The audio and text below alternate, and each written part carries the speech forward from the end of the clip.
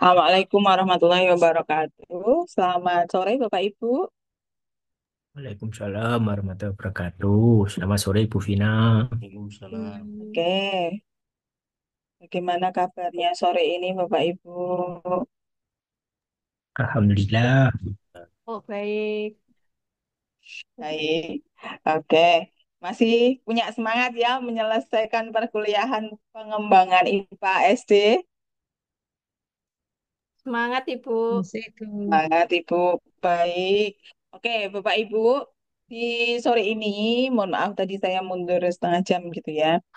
Bapak Ibu, kita lanjutkan terkait miskonsepsi dan cara pengukurannya. Nah, minggu lalu saya sudah menjelaskan terkait ada instrumen tes diagnostik. Ya, instrumen tes diagnostik itu atau asesmen diagnostik itu bisa berupa one tier atau satu layer, kemudian two tier, three tier, dan four tier. Nah, sekarang pertanyaan saya, Bapak Ibu, sudah buat two tier, three tier, atau four tier?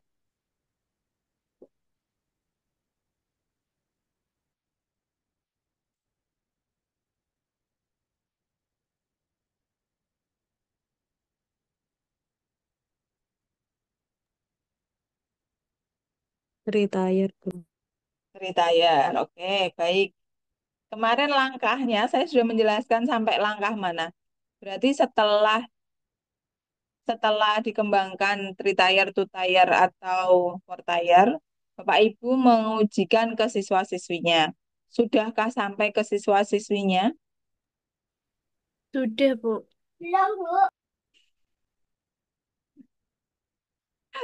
Ada backsoundnya ya Bu ya. Mohon maaf, Bu Vina. Nggak apa-apa, namanya kuliah di rumah begitu. Oke, baik. Sudah atau belum? Sudah. Sudah. Setelah itu sudah disusun dalam bentuk artikel belum? Belum, Bu. Belum. Tapi sudah disusun ya hasilnya ya. Spot ini ya, spot. Spot itu apa?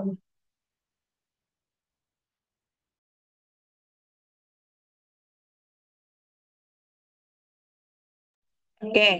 Eh, yang sudah tunjuk tangan dan bisa melihatkan progresnya. Jadi itu wifi ya. Siapa yang sudah siap? Spot itu wifi. Wifi kok.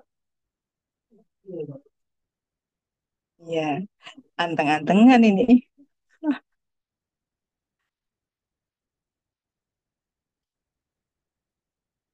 Halo? Mohon maaf Bu, kalau menunjukkan soalnya terlebih dulu, apakah boleh Bu? Karena belum diujikan. Boleh, Mas, silakan. baik, terima kasih. Ya, Mau share screen. silakan.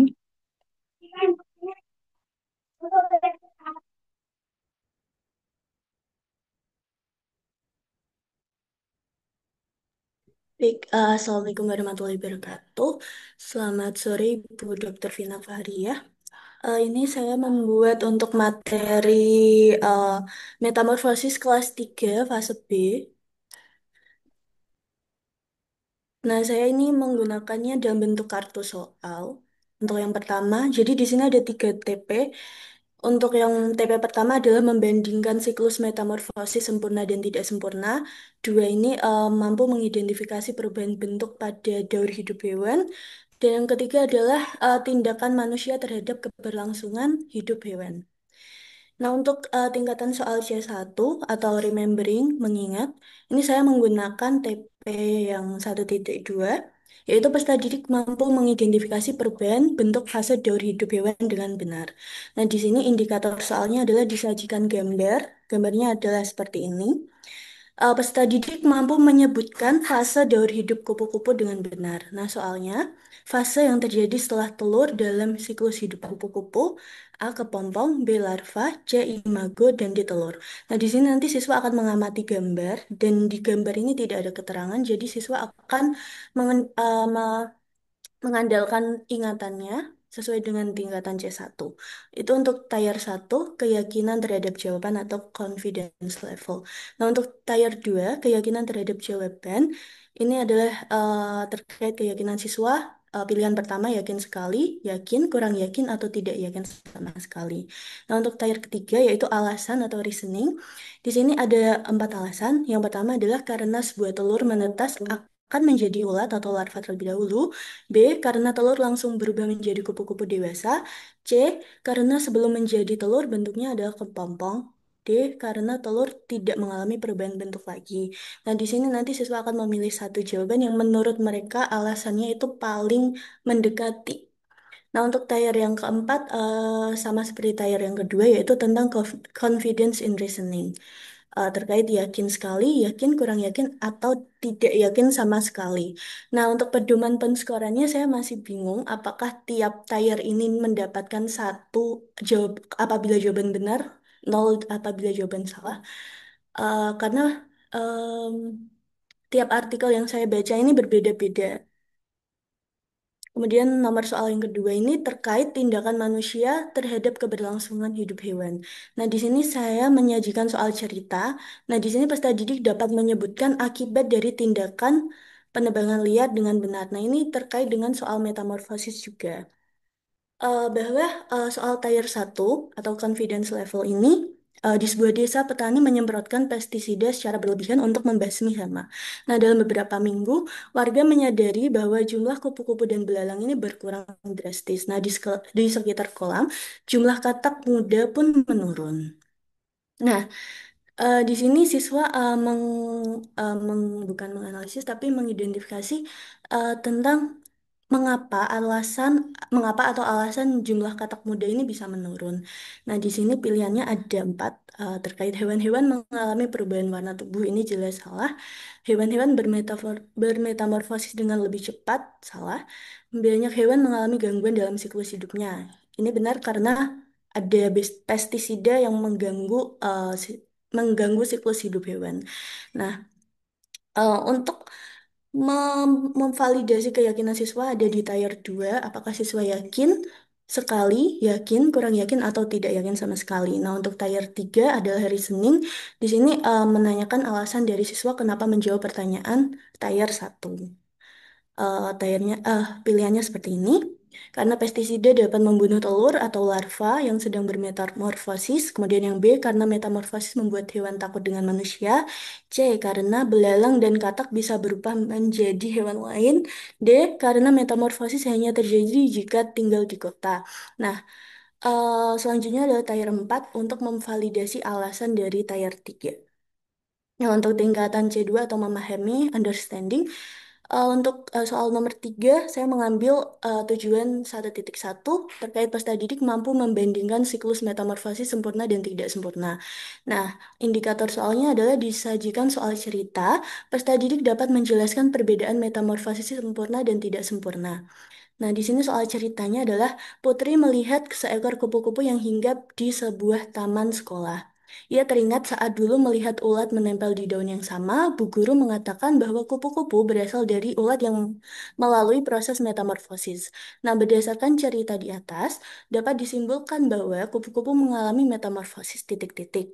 Sebenarnya di sini sudah ada beberapa reasoning, tapi untuk memvalidasi siswa ada di tier 2.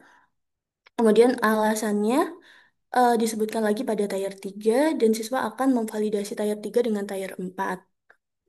Kemudian soal nomor 4 masih pada C2 dengan dengan tujuan pembelajaran mengidentifikasi perubahan bentuk dari hidup hewan dengan benar. Nah, indikator soalnya yaitu disajikan soal cerita. dan siswa bisa mengidentifikasi perubahan bentuk belalang. Di sini soalnya adalah suatu hari Dani melihat seekor belalang kecil yang menempel di batang pohon. Beberapa hari kemudian, belalang itu terlihat lebih besar, namun bentuk tubuhnya tetap sama, hanya kakinya bertambah panjang. Dani penasaran dan bertanya kepada guru, lalu dijelaskan bahwa belalang tidak mengalami perubahan bentuk yang drastis seperti kupu-kupu. Nah, berdasarkan cerita tersebut, perubahan bentuk yang terjadi pada belalang termasuk ke dalam. Nah, di sini siswa bisa mengaitkannya dengan ciri-ciri perubahan bentuk atau perubahan fisik belalang kepada metamorfosis sempurna atau tidak sempurna.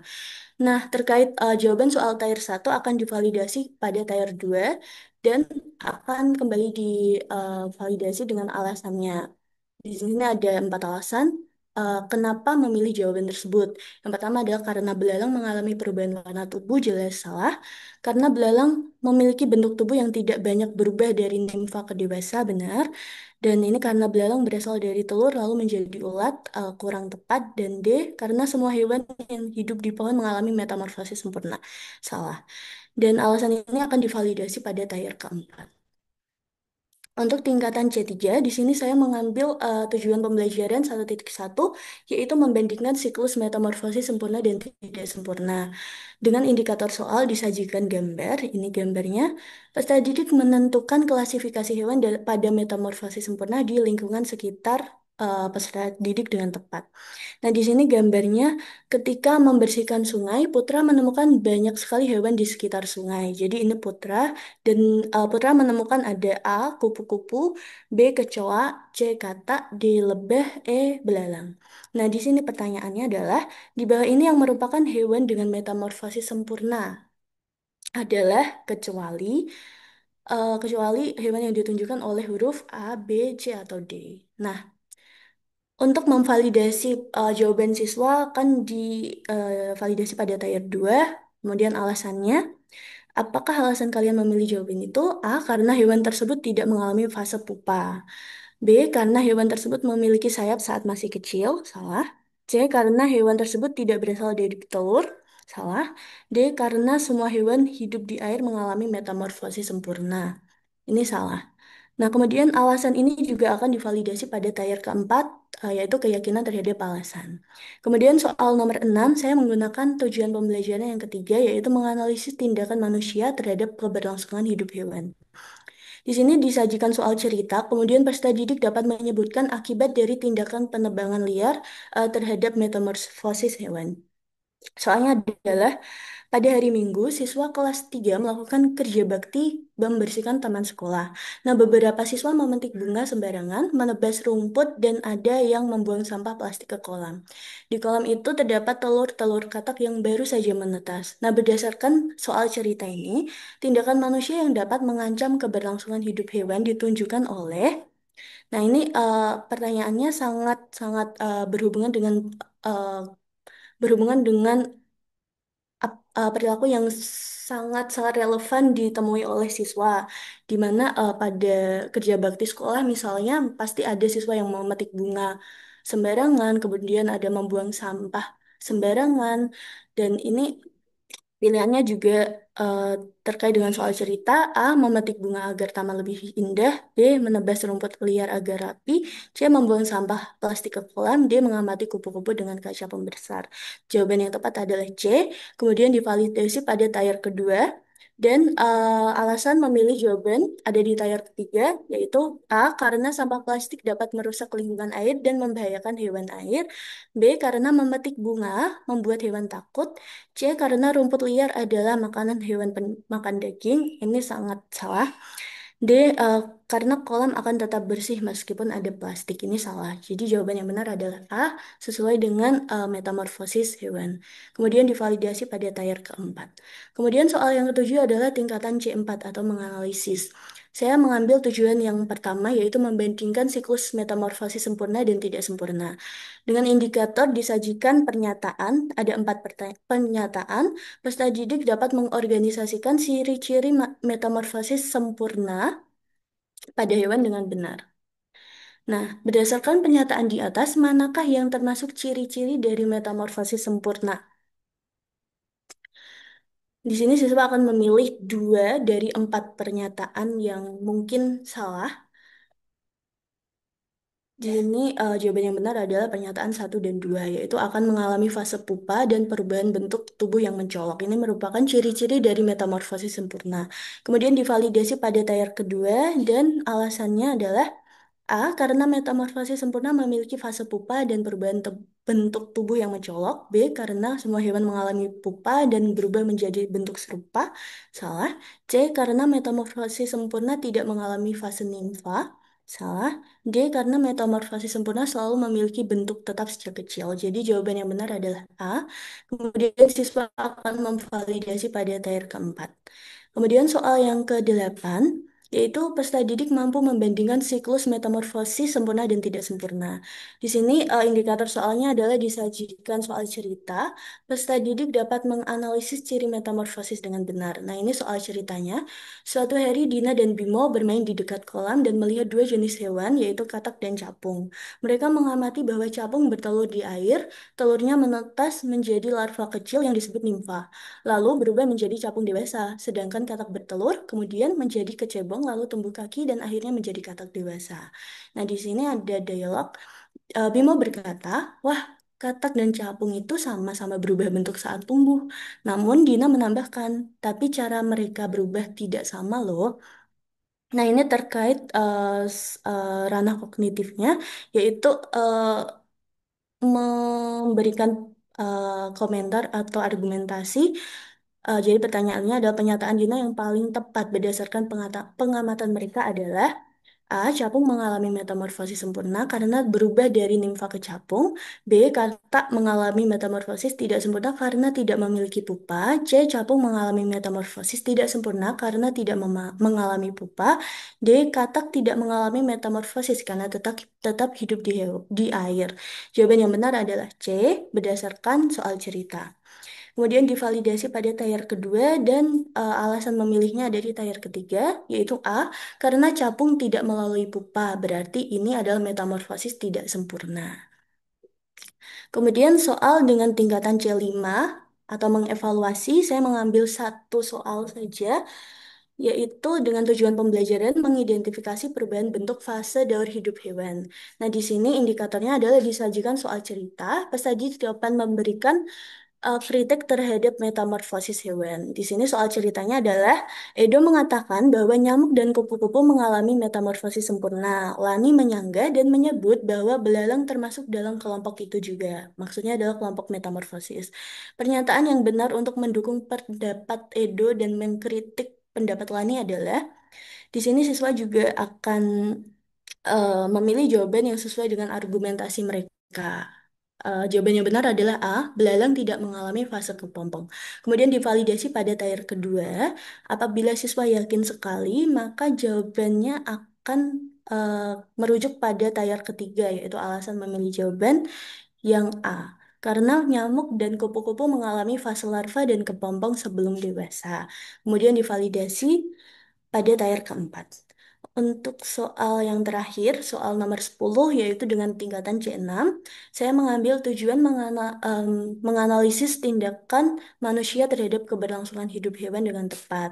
Nah, indikatornya disajikan soal cerita, peserta didik dapat merencanakan tindakan preventif atau sebelum tindakan pencegahan terhadap keberlangsungan daur hidup hewan yang merugikan manusia.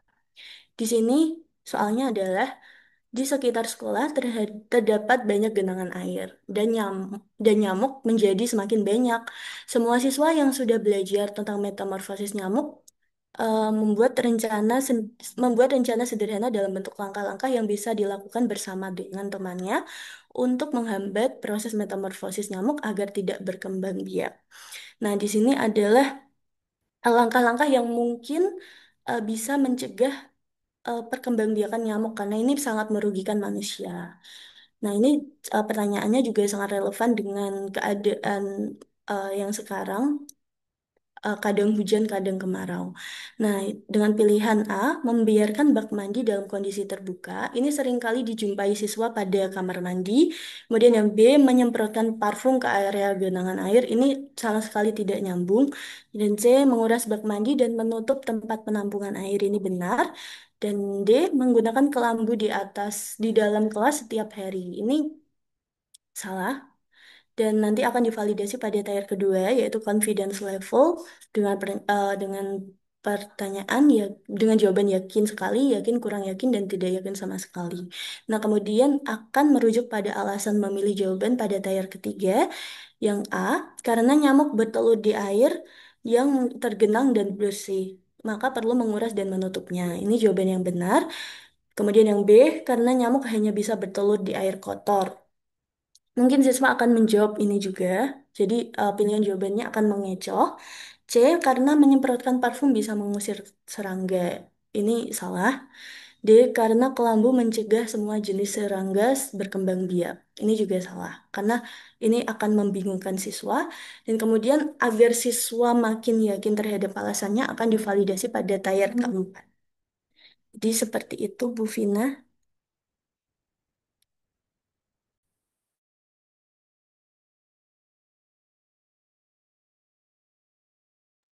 Baik, terima kasih Bu Putri ya. Ada 10 pertanyaan ya, 10 soal gitu ya. Nah, ini yang bawah yang tadi penskorannya. Kalau soalnya sudah mulai bagus, ada peningkatan dari yang sebelumnya gini ya.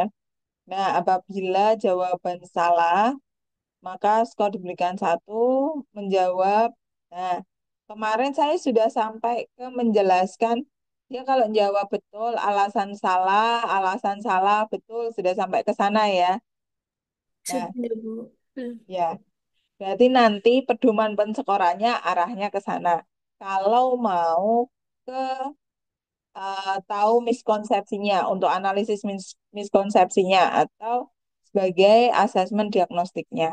Tapi jika hanya untuk mengukur, oh dia paham atau enggak, berarti hanya poinnya saja nilai 1 sampai 10 atau range-nya misal mau dibuat 10 sampai 100. Beda nanti tinggal analisisnya, kapasitasnya soal ini untuk sampai ke mendeteksi miskonsepsinya, paham konsep, tidak paham konsep. Berarti ada tadi alasan jawaban betul, alasan salah, alasan betul, jawaban salah. Nah, arahnya ke sana. Gitu ya. Oke, baik. Ya, Bu. Tinggal diterapkan ke sekolah. Iya, terima kasih, Bu. Berarti Oke. mohon izin bertanya lagi, Bu. Kemarin saya menemukan artikel kalau yang ini, tier kedua dan keempat ini terkait keyakinan ini juga diukur dengan skala Likert gitu, Bu. Jadi ada Hmm, 1 sampai 4. Nah, itu saya bingungnya di situ. bingungnya kenapa? Karena ada satu rujukan yang bilang ini kalau yakin sekali ini dapat skor 1, dapat skor 4, kemudian yakin ini 3, kurang yakin 2, dan tidak yakin ini 1.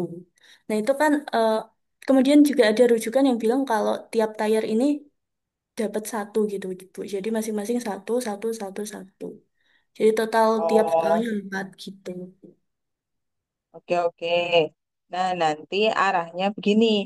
Jadi sebenarnya kalau yakin tidak yakin, yang kurang yakin dan tidak yakin itu kategorinya sama. Terus tidak yakin dan yakin sekali kategorinya masuk yang sama. Jadi dipisah dua. Bentar, saya ada.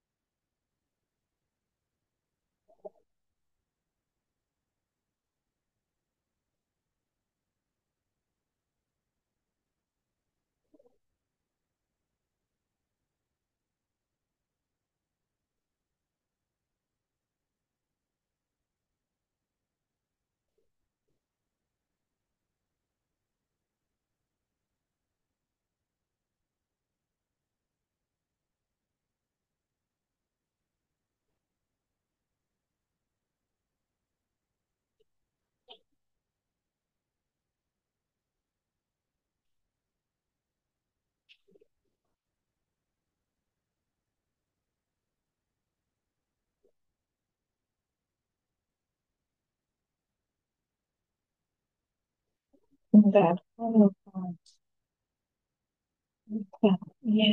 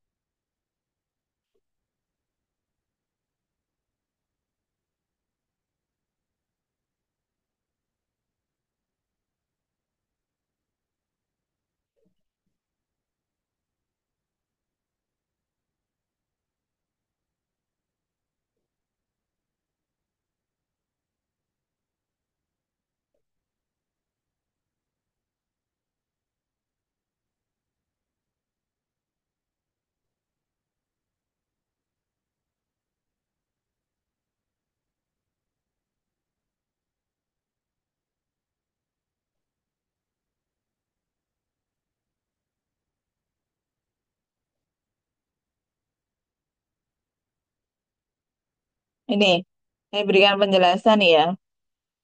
Nah, penilaian dan penafsiran tes diagnostik itu setelah identifikasi tingkat jenis kesalahan yang menjadi ini apa menentukan skornya.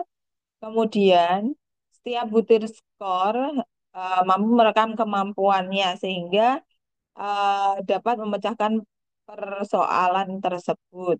Kemudian acuan kita masih sama kriteria reference di sini tidak menggunakan untuk membandingkan siswa. Ini jika eh, empat tier ya atau four tier diagnostik.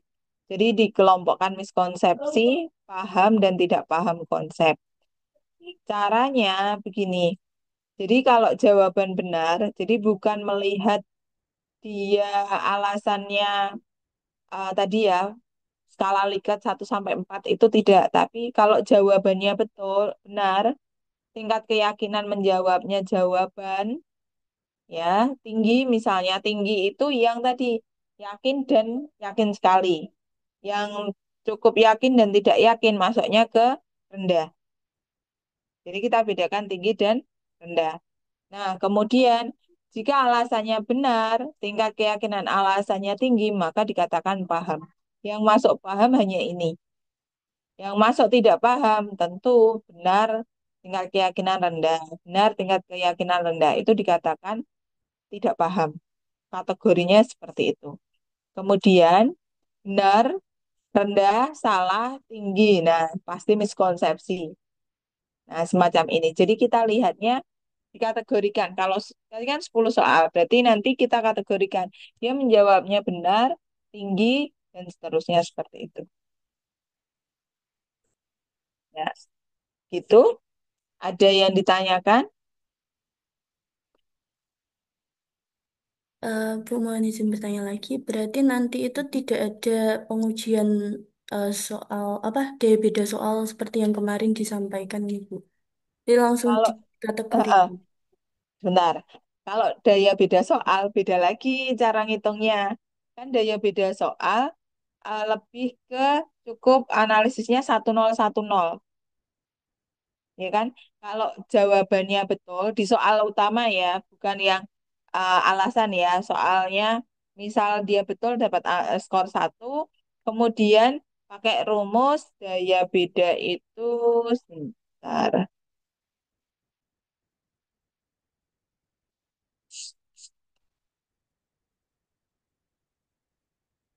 Daya beda.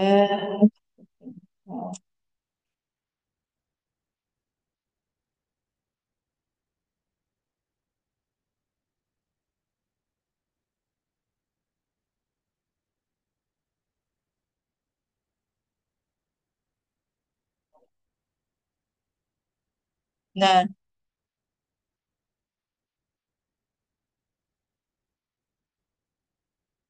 kalau daya beda itu seperti ini. Jadi rumusnya sudah beda lagi. Misalnya, daya pembeda itu kan pengukuran sejauh mana butir soal itu membedakan siswa yang menguasai kompetensi itu ataupun yang berbeda. Nah, daya beda kita bisa bedakan jumlah pakainya rumus ini ya, DP ini. WL ini jumlah siswa yang gagal dari kelompok bawah. WH jumlah siswa yang gagal dari kelompok atas. N-nya berarti tinggal berapa persen dari siswanya. Misalnya seperti ini. Nah, begini. Tidak. Jadi berarti tinggal satu apa namanya siswa yang jawab dan siswa yang tidak menjawab atau berapa hasilnya. Scoring. Tidak yang beda dengan tadi kalau miskonsepsi kan kita pakai acuan ya, acuan khusus. Nah, tapi kalau daya beda kita bisa scoring saja bisa. Cuma nanti kelas atas sama kelas bawahnya dibedakan, kelompokkan siswanya. Seperti itu. Berarti yang nanti ditulis di artikel itu terkait miskonsepsi saja ya, Bu? Ya, miskonsepsi saja. Oke, terima kasih banyak, Bu. Ya, oke, baik. Ada yang mau presentasi lagi?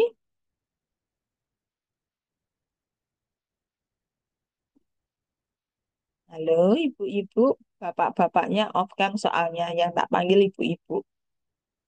Karena yang on cam ibu-ibu semua ini. Yuk, siapa? Monggo,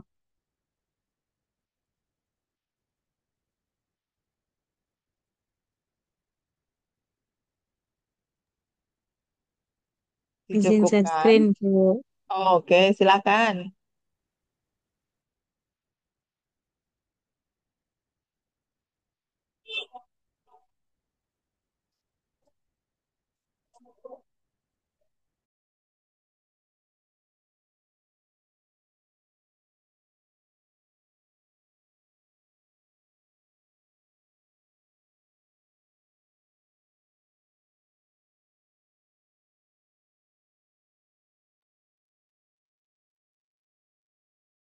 Nah, tadi saya membuat soal, ada 10 soal tentang yang kemarin itu saya membuat soal tentang organ pernapasan manusia. Nah, saya di sini hanya membuat sampai tayar 3, yaitu pertanyaan, kemudian tingkat keyakinannya 1 sampai 6, kemudian alasan jawaban dari soal 1 sampai 10. Hasil dari soal yang saya berikan ke siswa hasilnya adalah jawaban siswa ini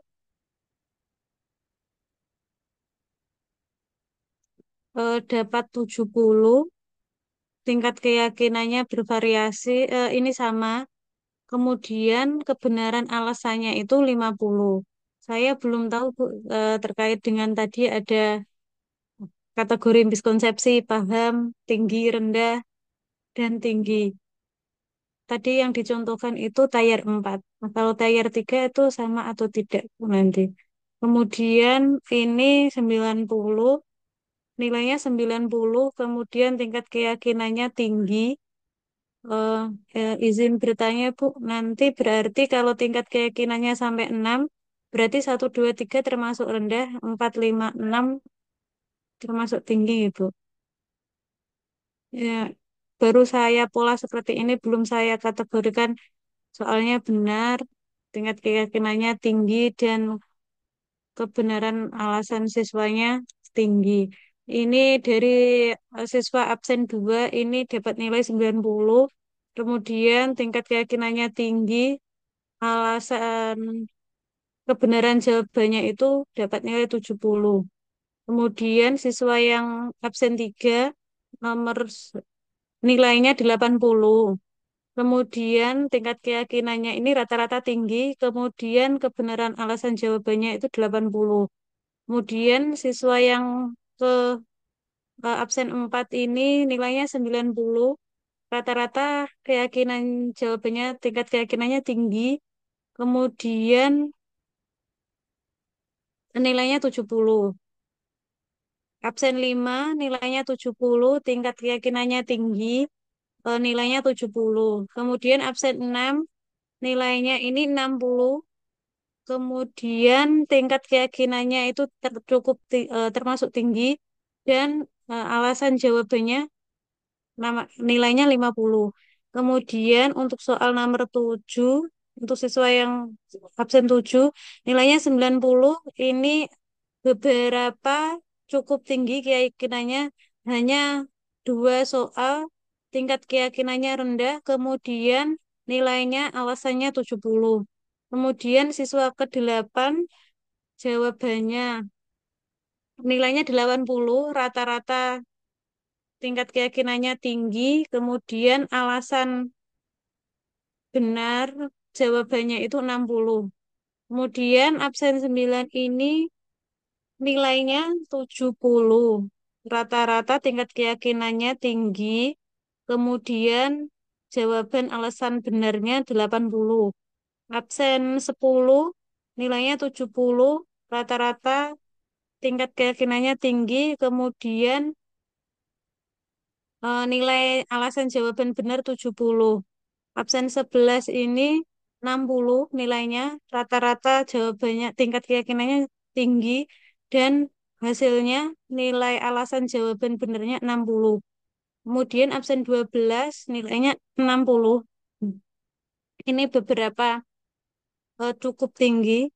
Kemudian ada satu, dua, tiga, 4 soal yang tingkat keyakinannya rendah, dan jawaban benarnya adalah 20. Kemudian absen 13 nilainya 90.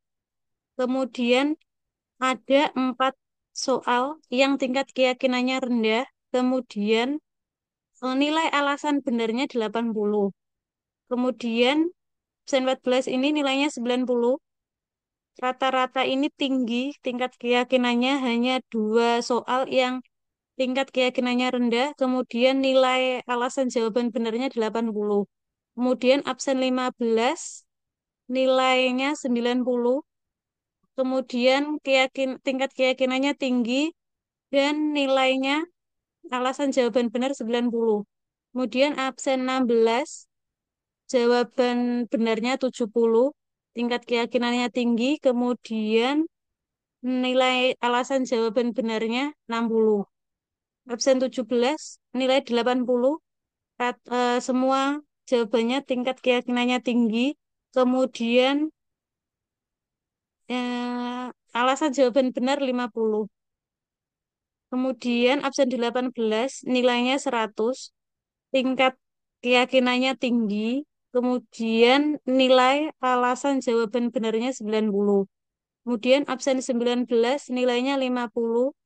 Ada ada 4 soal yang tingkat keyakinannya rendah, kemudian alasan jawaban benarnya 30. Kemudian absen 20 ini nilainya 80. Kemudian rata-rata tingkat keyakinannya tinggi. Hanya ada satu soal yang tingkat keyakinannya rendah. Kemudian alasan jawaban benarnya 60.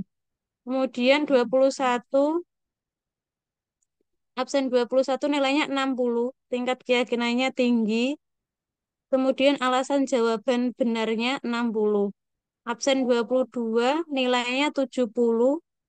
Kemudian tingkat keyakinannya tinggi, dan alasan jawaban benarnya 60. Kalau 3 tier itu untuk dikatakan miskonsepsi, paham, dan tidak paham itu seperti tier 4 atau bagaimana?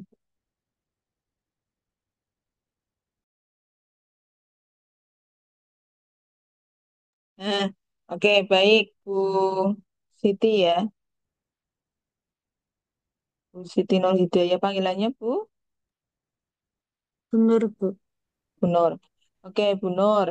Tier 3 ya. Tier 3 masih hampir mirip dengan tier 4 ya. Saya bilang mirip karena apa? Karena kategorinya masih sama kan. Kita ada kategori paham, paham konsep ya, dalam artian paham konsep, miskonsepsi dan tidak paham konsep ya.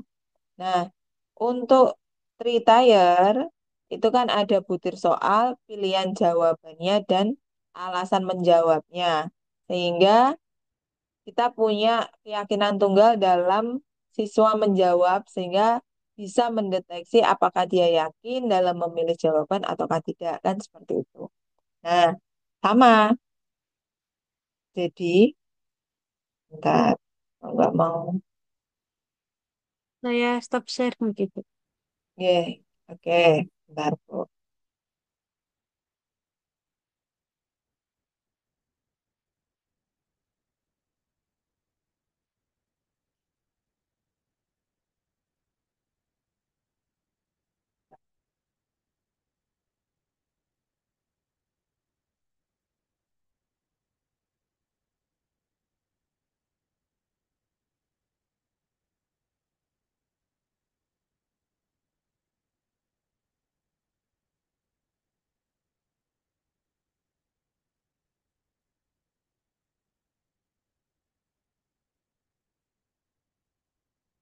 Jadi kalau tiga tier itu kita bisa membedakan benar-benar tinggi berarti dia paham, ya. Memang kan benar-benar tinggi paham. Kemudian benar alasannya salah, ya. Terus tingkat tingkat keyakinannya tinggi ataupun rendah itu sama-sama miskonsepsi, sama-sama tidak paham.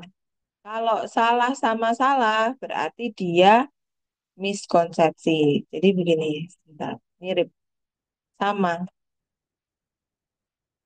sama kayak yang tadi saya share. Jadi gini, benar-benar kan akhirnya yang dihilangkan di sini toh di tingkat keyakinan yang terakhir ini kan. Nah, Iya, Bu. benar, tinggi, benar atau kita bisa beda sebutkan jawaban, alasan dan tingkat keyakinannya. Jadi benar, benar, tinggi berarti paham. Nah, kalau benar, kemudian benar, tapi tingkat keyakinannya rendah, bisa masuk tidak paham, ya. Karena soalnya masih pilihan ganda. Kemudian, kalau benar-benar tingkatannya tinggi, tapi nanti gini loh, Bu. Ini kan benar, tinggi, benar, rendah, maksudnya tidak paham. Nah, Ibu bedakan. Kalau di saya tidak ada yang mortayar ini. Kalau saya eh, katakan ini, jadi kalau Portayer itu di sini, maaf, Tritayer ketika menganalisis jawaban, itu ini seperti yang saya sampaikan di grup ya. Ada grupnya nggak sih? Ada ya? Ada, Bu. Ada, Ada Bu. ya, kelas ini ada ya, pengembangan ya. Ada. Oke, jadi untuk Tritayer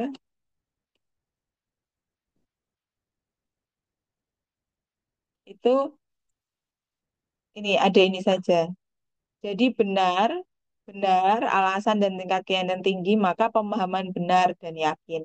Oke, kalau benar, salah, dan tinggi, maka miskonsepsi. Jawaban benar, tapi alasannya salah. Tapi yakin jawabnya, nah itu miskonsepsi. Kemudian jawabannya salah, alasannya benar, dan tingkat keyakinannya tinggi, maka jawabannya adalah miskonsepsi. Karena jawaban salah, alasannya benar.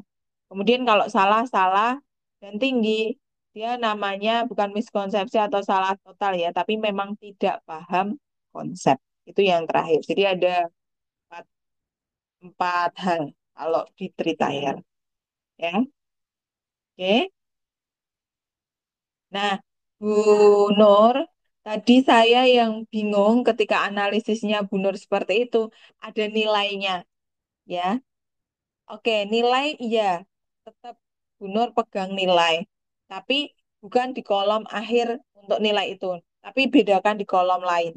Jadi ketika kita mau analisis dia miskonsepsi atau tidak, jadi dia, oh jawabannya bagaimana, alasannya bagaimana, tingkat keyakinan seperti apa, terus totalnya itu bukan total angka nilainya, tapi oh dia paham konsep, miskonsepsi, atau tidak paham konsep. Jadi tiga hal itu.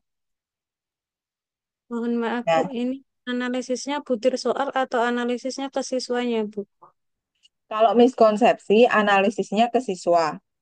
Kalau daya pembeda dan seterusnya, butir soal. Beda.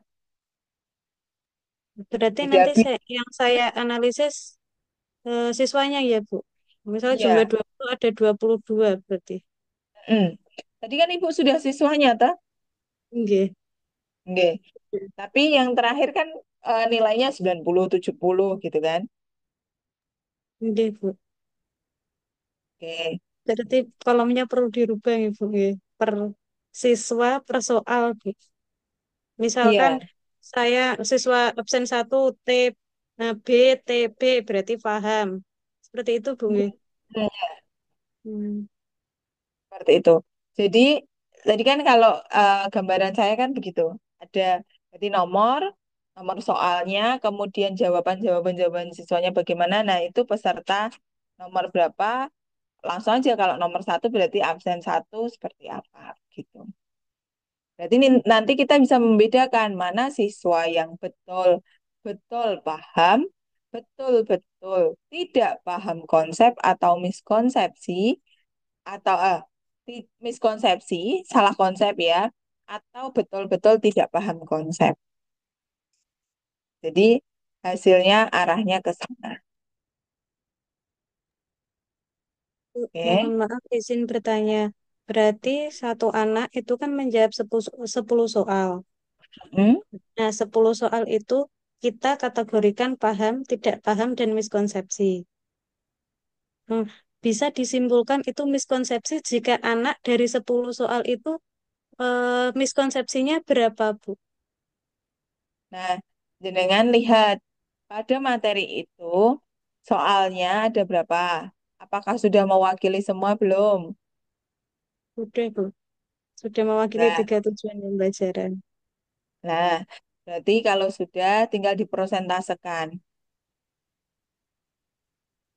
Diprosentasekan berapa persen siswa bisa menjawab dengan kategori miskonsepsi, tidak paham. Jadi gini, kalau rata-rata, kan bisa di rata-rata ya Bu. Se, nek, mesti awang-awang ini ya. Kalau kita 10 soal, kita bisa lihat bahwa soal nomor satu dia miskonsepsi. Soal nomor dua tidak paham konsep. Soal nomor tiga paham, empat paham, lima paham, enam paham, tujuh paham, delapan paham. Berarti rata-rata siswanya paham enggak? Paham, Paham? Ya, paham. paham, Ya. ya kan? Nah, kita buat kriteria. Jadi kalau 50% ke atas, ini enggak patokan ya. Tapi silahkan. Kalau 50% ke atas paham pada tema metamorfosis katakanlah. Nah, berarti dia bisa dikatakan paham. Tapi esensinya ketika kita analisis miskonsepsi atau analisis asesmen diagnostik, kita lebih ke by soalnya bahwa oh dia paham materi itu tidak. Nek misalkan imbang, Bu, tidak pahamnya sama miskonsepsinya imbang. Bisa masuk kategori apa, Bu? Berarti dia masuk kategori paham konsep atau tidak paham konsep. Bukan lagi miskonsepsi, gitu. Nah, tinggal Kalau apa? misalkan Jadi kalau lima saya puluh gini, persen 50%. kan ini kriterianya tiga. Ada paham, paham, miskonsepsi, tidak paham. Nah, kita buat prosentasenya gini. Nilai maksimal, katakanlah kalau kita mau mempersentasekan, berarti kan 100%. 100%, kalau dia jawabannya 100% paham, pasti paham. Ya toh? Kalau berarti 30%-nya lagi. Jadi rentangnya itu pakai hitungan rentang kalau di statistik itu loh, Bu. Jadi katakanlah kita butuh 100% kan. Berarti 70 sampai 100% kok jawabannya paham, berarti dia paham.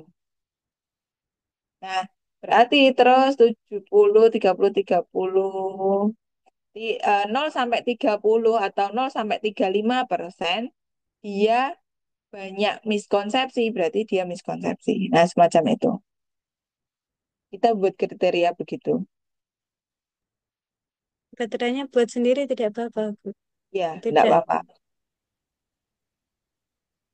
Bu Boleh. izin bertanya. Berarti yang tadi untuk 4 layar itu yang layar tingkat keyakinan alasan dihilangkan saja, Bu, ya. Yang dipakai yang 3 tadi, layar 1, layar 2, sama layar 3. Tapi mengikuti yang jenengan share tadi ya, Bu. Ya, ikuti yang saya share barusan. Screenshot yang saya Hmm. share saja. Ya, Bu, terima kasih.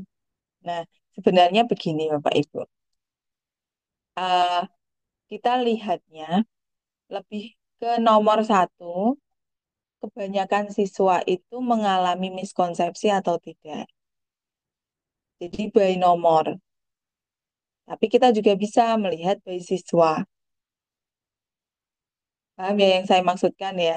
Kita bisa melihat kalau pada nomor ini siswa banyak yang miskonsepsi, berarti materi metamorfosis mereka masih bingung, ngono loh.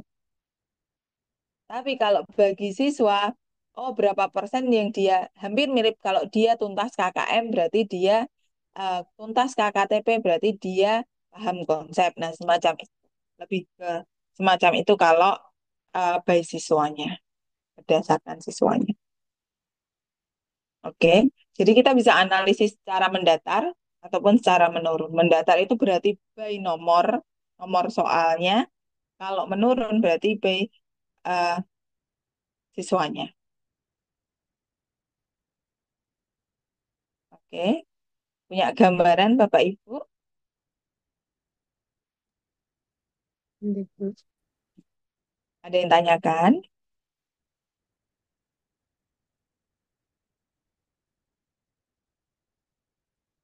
Izin Halo? bertanya, Bu Vina, Ya, silahkan. apakah kita harus membuat untuk seluruh kelas, maksudnya semua jumlah siswa di satu kelas, atau bisa misalnya 10 saja diambil datanya? Satu kelas saja, Bu. Kalau kita mendiagnostikkan satu kelas. Ini tentang sampel dan populasinya ya. Ya, makasih Bu Vina. Bu, ini tentang sampel dan populasinya ya. Halo, Bu Dia. Iya, Bu. Ya, Siswanya banyak. kalau kelas 5 itu 33. Saya nanti mengambilnya Oh, kelas 6. kelas 6 sudah lulus, Bu. Iya, Bu. Nah, nanti efeknya apa? Maksud saya begini, Bapak Ibu ketika punya data ini sebenarnya bisa untuk dipakai nulis tesis dan ditaruh di bagian pendahuluan. Kalau tesisnya tentang IPAS ya, ya kan bisa dilihat tentang oh nilainya tuntas KKM atau tidak atau tuntas KKTP. Maaf, saya masih terbiasa KKM. Tuntas KKTP atau tidak itu kan sebenarnya bisa kita pakai sebagai dasar di pendahuluan. Oke, ada Ya. yang ditanyakan Tadi Bapak Ibu? Mm-mm. Tadi saya kan itu Bu di kelas 6, tapi kalau Bu Vina bilangnya kelas 6 itu nanti sudah lulus dan Mm. apa tidak manfaat lah gitu. Jadi saya ganti Ya. ke kelas yang lain gitu Bu. Ya, silakan. Monggo, sebenarnya tinggal Ibu untuk tugasnya saja atau mau dipakai untuk selanjutnya sih, monggo Bapak Ibu. Cuman kan kalau kita, oh kemarin saya ngetes siswa asesmen diagnostik itu hasilnya begini. Oh berarti saya perlu seperti ini nanti. Nah kan efek. Nah kalau kelas 6 ini sudah perpisahan Bu rata-rata. Sudah Iya. pelepasan. Ya kan? Besok perpisahan Bu. Nah, iya. Oke, oke. Iya. Baik, Kasih Bu ada Vina. yang mau presentasi lagi, monggo.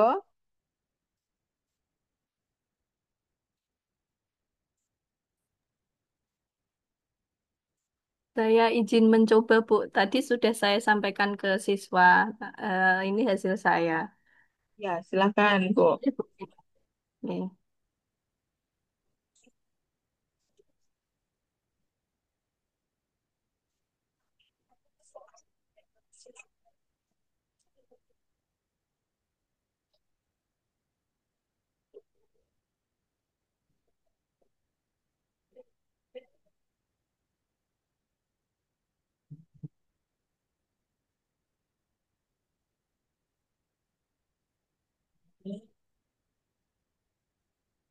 Untuk tampilan saya sudah terlihat, Bapak Ibu. Sudah. Eh, saya mencoba untuk membuat soal yang three-tier, Bu Vina. Untuk untuk mata pelajarannya adalah IPAS, topiknya topik C menjelajahi sistem tata surya. Capaian pembelajarannya peserta didik memahami sistem tata surya dan kaitannya dengan rotasi dan revolusi bumi. Di sini ada tujuan pembelajarannya. Kemudian untuk kisi-kisinya, saya membuat soal yang eh, sed- mudah, sedang dan sulit dengan level kognitif saat C1 sampai C6. Untuk soal yang pertama,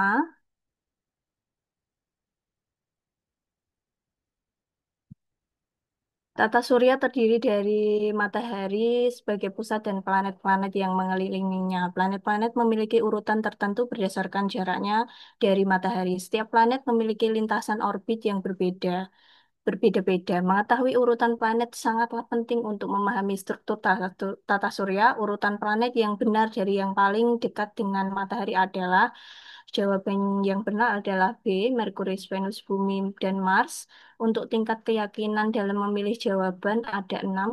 Yang pertama menebak, yang kedua sangat tidak yakin, tiga tidak yakin, empat yakin, lima sangat yakin, dan enam amat sangat yakin. Kemudian alasan memilih jawaban A karena planet kecil selalu di awal, B karena susunan berdasarkan suhu, C karena urutan ditentukan dari jarak ke matahari, dan D adalah karena semua planet bentuknya sama. Untuk alasan jawaban yang benar adalah karena urutan ditentukan dari jarak ke matahari. Ini jawabannya C. Kemudian ini soal kedua dengan three tier sampai soal ke 10. Ada 10 soal. Nah, untuk keterangan tingkat keyakinan, saya membedakan menjadi tingkat keyakinan rendah dan tingkat keyakinan tinggi dengan menebak itu skornya 1, tidak yakin skornya 2, tidak yakin skor 3. Untuk tingkat keyakinan yang tinggi, yakin skornya 4, sangat yakin skor 5, dan amat sangat yakin skor 6. Untuk analisisnya saya belum membuat Bu Vina karena masih bingung tadinya. Ini cuma awal saja soal yang pertama baru saya masukkan seperti ini. Untuk keterangan diagnosisnya belum karena belum membuat begitu Bu Vina.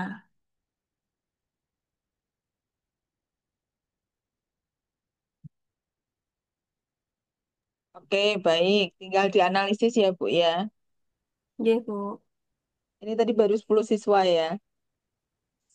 Ya. Oke. Nah, pertanyaan saya ini kan jawaban siswa B, kunci B.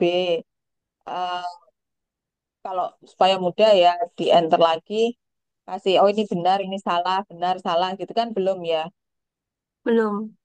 Nah, saya di enter aja, maksudnya satu terus di enter lagi bahwa berarti ini salah, ini betul, ini apa. Akhirnya kita tahu bahwa ini paham konsep, miskonsepsi atau tidak paham konsep. Berarti keterangannya langsung di sebelah sini Bu.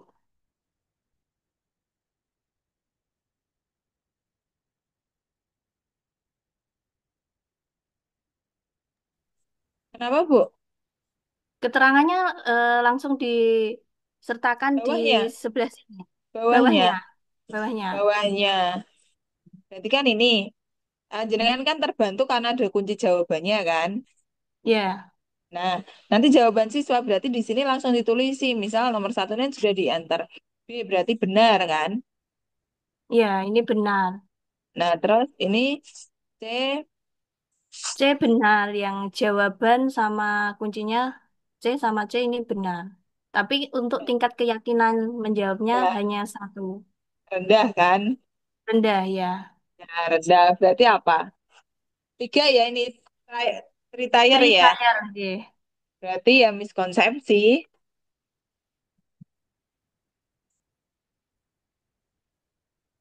Lebih ke miskonsepsi.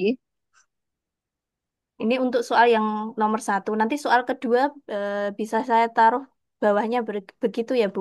Iya, silakan. Dan seterusnya.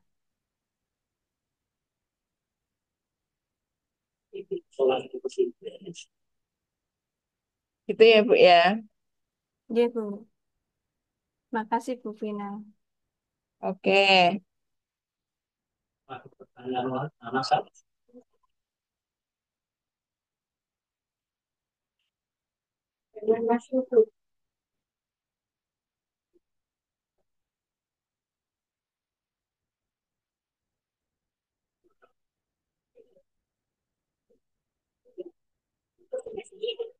Oke, baik. Bapak Ibu, ada yang lain yang mau presentasi? Jadi minggu depan Bapak Ibu sudah mulai menyusun artikelnya. Namun saya masih arahnya ke media kemarin belum dibahas dari ini ya. Tapi Bapak Ibu semester ini dapat skred. Semester kemarin, Bu. Semester Oh, satu. semester kemarin, semester satu. Oke, ini yang saya tanyakan. Bapak Ibu sudah pernah mengembangkan media yang menarik begitu? Misal tertarik untuk ikut guru berprestasi atau apa begitu pernah tidak? Belum, Bu. Belum pernah. Media apa yang pernah dikembangkan sendiri? Misal buat Canva, buat paparan pakai Canva tapi bukan yang eh, template. Biasanya kan ada template, tapi ada yang materinya juga kan. Nah, tidak hanya mengutip mengutip template-nya, tapi sudah mendesain sendiri gitu. Pernah? Sudah pernah belum?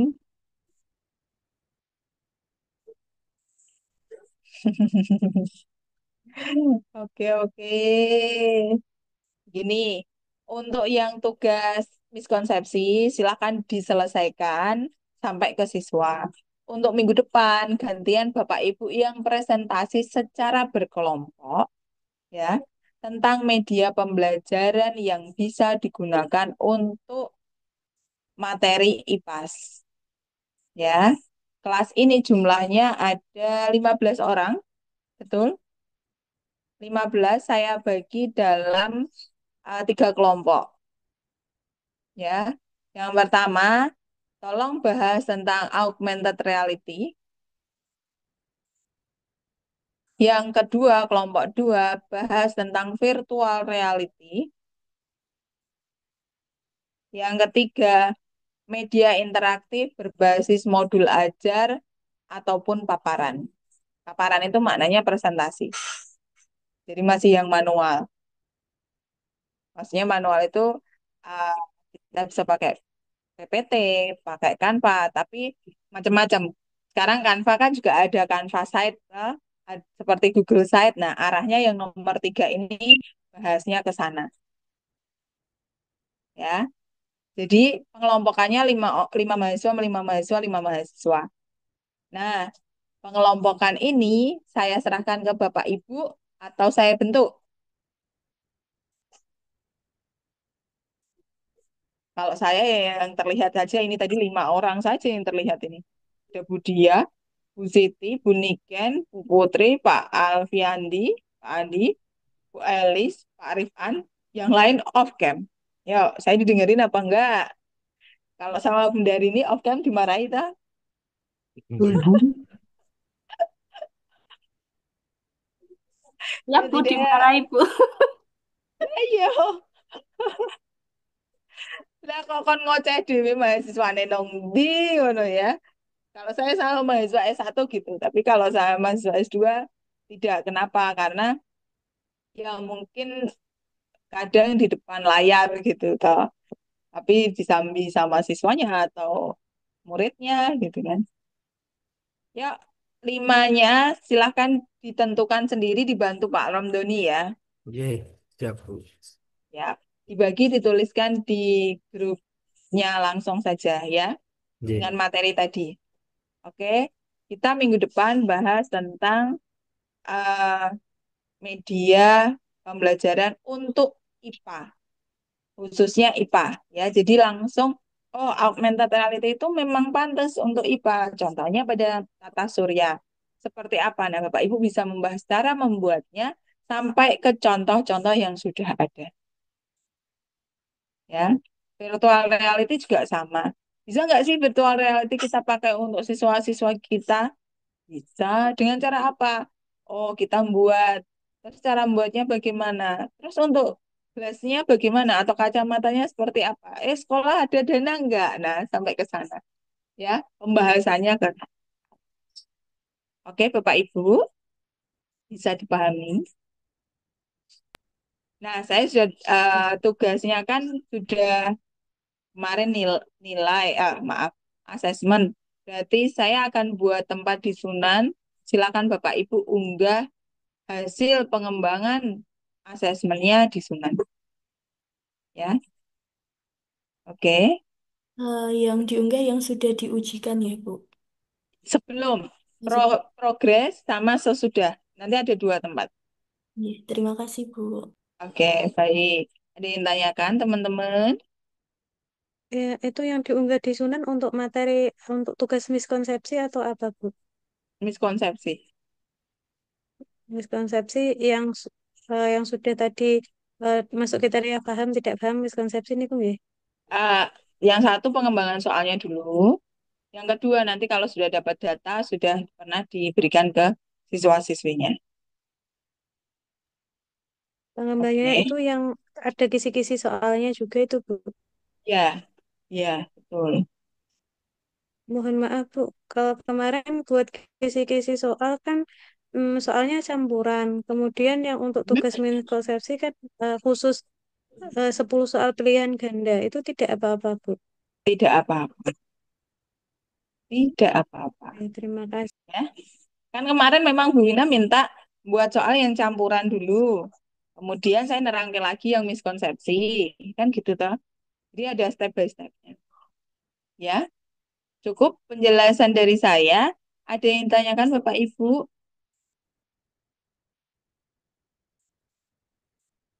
Ada yang tanyakan? Cukup? Kalau Ye. cukup, perkuliahan sore hari ini saya cukupkan sekian. Bapak Ibu bisa bersiap-siap untuk menjelang maghrib gitu ya, karena Senin-Senin gitu. Oke, kalau tidak ada yang tanyakan, saya akhiri. Semoga sehat selalu, karena tugas-tugasnya makin banyak gitu ya. Saya cukupkan sekian, saya akhiri. Assalamualaikum warahmatullahi wabarakatuh. Waalaikumsalam Waalaikumsalam warahmatullahi warahmatullahi Nah, wabarakatuh. wabarakatuh. silakan on cam semua, tak screenshot ya untuk Ye, presensi Bu. hari ini. Aduh, aduh. Kalau gini on cam semua ya, kalau tadi enggak gitu ya. Wah, Pak Aris mana wajahnya? Bu Nani mana wajahnya ini? Ada semua toh. Ya, oke, saya tutup, saya live dulu ya Bapak Ibu. Monggo. Ye, Bu, matur nuwun. Terima kasih, Bu. Terima kasih, Bu.